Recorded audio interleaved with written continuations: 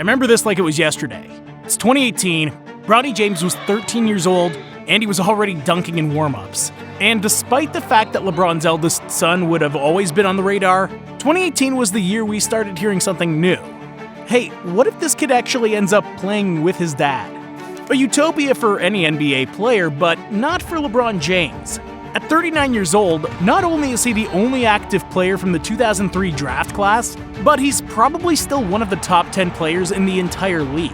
Since 2018, there's been speculation that he might be durable enough to play with his son.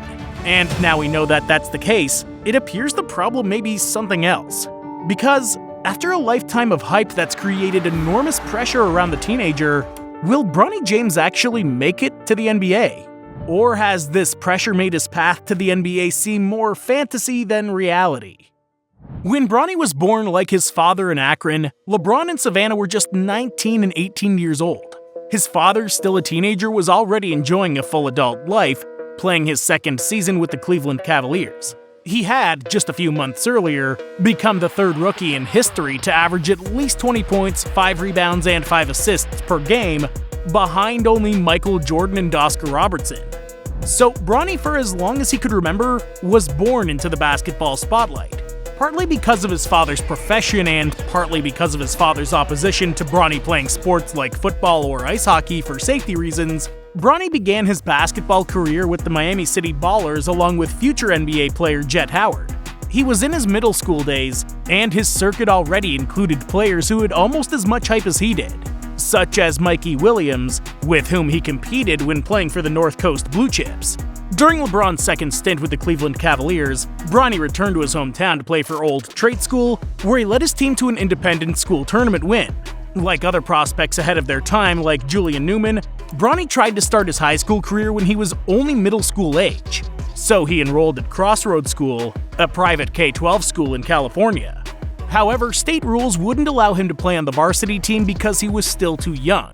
Nevertheless, Bronny scored 27 points in his first game at Crossroads School out of the 61 his team scored overall. It was in 2019 when King James's son officially began his freshman year in high school.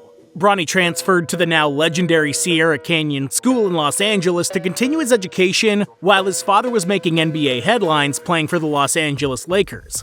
There he was part of the basketball team along with Zaire Wade, Dwayne Wade's son, with whom he formed a great friendship in the same way their fathers did.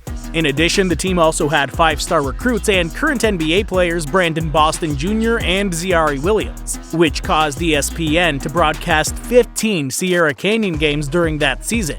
One of them with a special meaning in which Bronny faced St. Vincent St. Mary's, his father's former high school.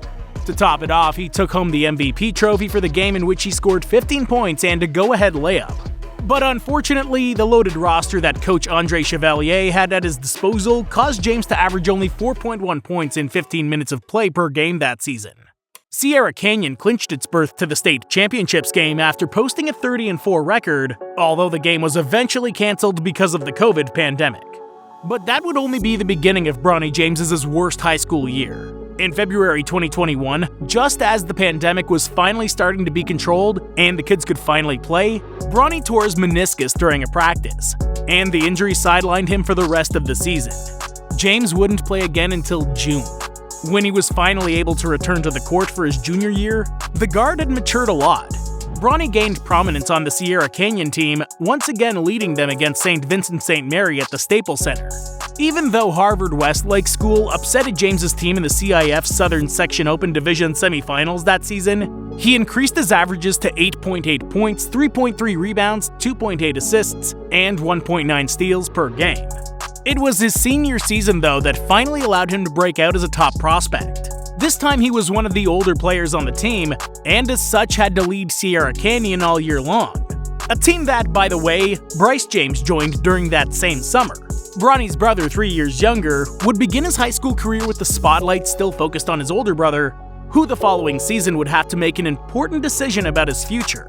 The elder James brother averaged 14.2 points, 5.5 rebounds, 2.4 assists, and 1.8 steals per game in his final high school season, but ended in another disappointment in the regional final.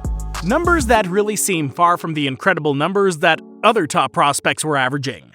Logically, all colleges in the United States wanted to have Bronny on their roster.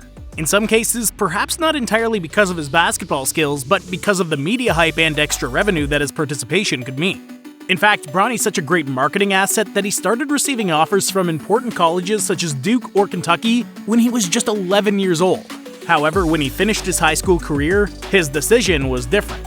Rivals 24/7 Sports and ESPN rated Bronny as a 4-star prospect, and the latter gave him a rating of 89 out of 100.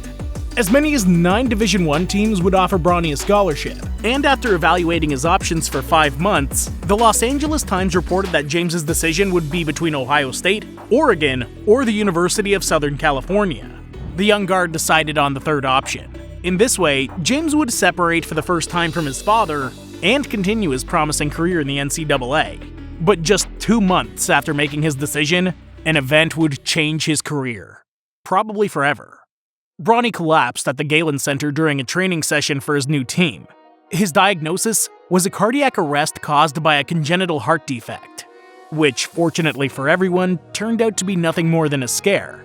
But logically, James lost all competitive rhythm in a world that never takes a break.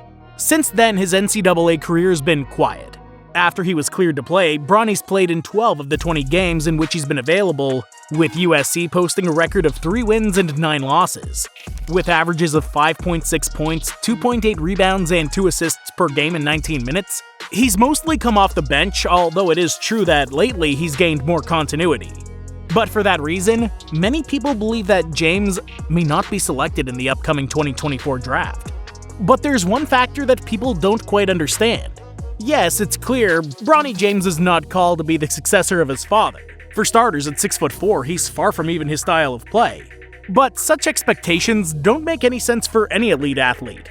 Bronny's really a very different type of player than his father. He's without a doubt an athletic player. I mean, at the beginning of the video, we've seen him dunking at the age of 13. But it's a different kind of athleticism. He's very fast and is able to soar high, but he doesn't have that Thanos strength that his father's been abusing for 2 decades. Bronny's main virtue is that he's an excellent role player. His lateral quickness is incredible, and he has very good size to be a great defender at the guard position. His decision-making's really good, which was probably inherited in part from his father, and his outside shooting is infinitely better than James Sr.'s was when he came into the league. But no, he's not that kind of player capable of scoring 40 points in a game and putting the team on his back. And it seems that this reality check has been a disappointment to a lot of people.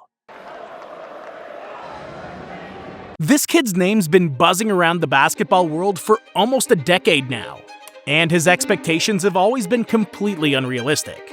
People not only wondered if he would end up being like his father, but some wondered if he would be better. To be honest, both he and his family have handled the situation very well. LeBron's not only become the GOAT for many basketball connoisseurs, but he's also one of the best role models in the history of the sport. From an exemplary family devoid of controversy and with clear ideas has come a guy capable of handling that huge backpack full of pressure. But no, the best case scenario of Bronny James's career would be kind of a Drew Holiday type. An incredible two-way player capable of scoring from the perimeter with ease and with tremendous versatility on the defensive end of the court. Other comparisons such as George Hill, his father's former teammate, or DeAnthony Melton seem to portray a more realistic future for the prospect. Currently ranked at the bottom of the second round on prestigious mocks like NBADraft.com, it appears that Bronny's chances of being drafted are not as high as they seem. Obviously though, the LeBron factor is present. If the father signs with the team that drafts his son, he would become the first player in NBA history to not only temporarily match up with his son, but to be his teammate. It would be the icing on the cake for a legendary career, one that would have achieved records that a decade ago seemed unattainable. And certainly there will be some teams in the second round interested in drafting Bronny to increase the chances of luring LeBron James during the summer, when he also finishes his contract and has a player option. But would it really be the intention of this franchise to give minutes to the King's son? This is a dilemma that's surely present in the family. The NBA world's not easy, and teams always try to maximize their profit, whether it's at the expense of players or not. Bronny really has a problem. With Bron being his father, wherever he goes, he'll always be overshadowed by a figure that he'll never be able to overcome. Neither he, nor probably anyone else on Earth. Now, well, can you imagine If he doesn't enter the draft this year,